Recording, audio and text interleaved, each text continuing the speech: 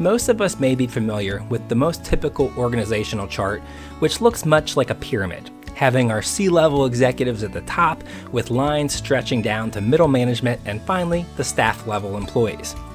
But not every company functions best with a hierarchical organizational structure.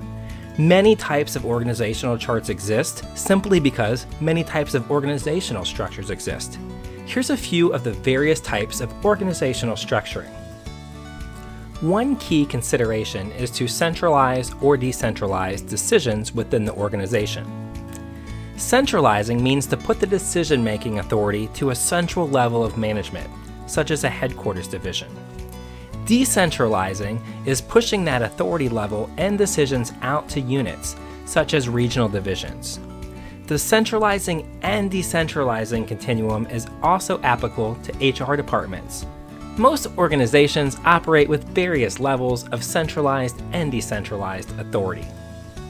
One type of structure is departmental. For this structure, tasks are divided into separate duties, grouping people and jobs together. The purpose is so that work can be coordinated. It can be functional in nature, divisional, or even matrix. The breakdown may also be between what's considered line and staff positions. A line function is one that directly advances an organization in its core work. This always includes roles such as production, sales, and sometimes even marketing.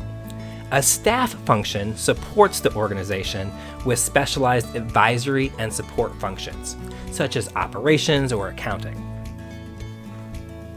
In a chain and command structure, an employee typically reports to one manager in an up-down format. There's a clear line of decisions as well as authority.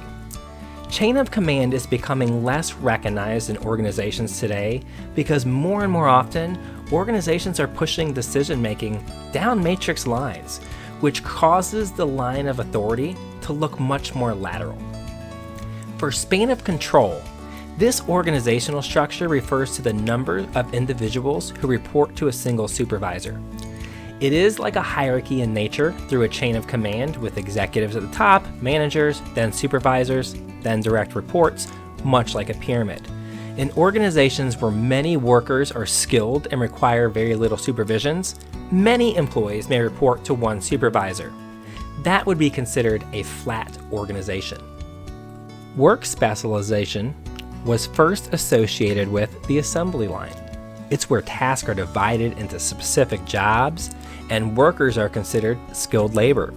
It may offer a more efficient manner of productivity, but it can lead to worker boredom. Today's organizations using this structure will typically rotate job functions on a regular basis, training the worker in skills that add some sort of variety to their task. Matrix structures create a dual rather than single chain of command. A function, such as human resources, might report to the local division executive at a facility, along with having a direct reporting function to the head of HR in the headquarters office. As a result, in this example, the HR manager at the division location would really have two managers, neither manager having a superior role over the other in this reporting relationship. A huge disadvantage to this type of reporting relationship is the conflicting priorities of the division and the headquarters.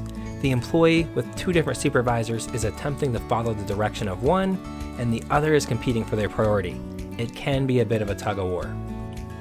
In a hybrid structure, it's really true to its name. This structure may use any combination of the various organizational structures.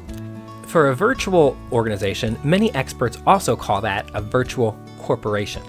The central organization is connected to outside firms via the internet. The outside firm could be a vendor, a client, or even an associate. The structure helps organizations achieve corporate growth and greater profit. In a network structure, the organization keeps its core businesses to itself, while the rest of the processes are outsourced, essentially allowing them to focus on their primary goal. This structure is also known as a hollow corporation, hollow organization, or network structure.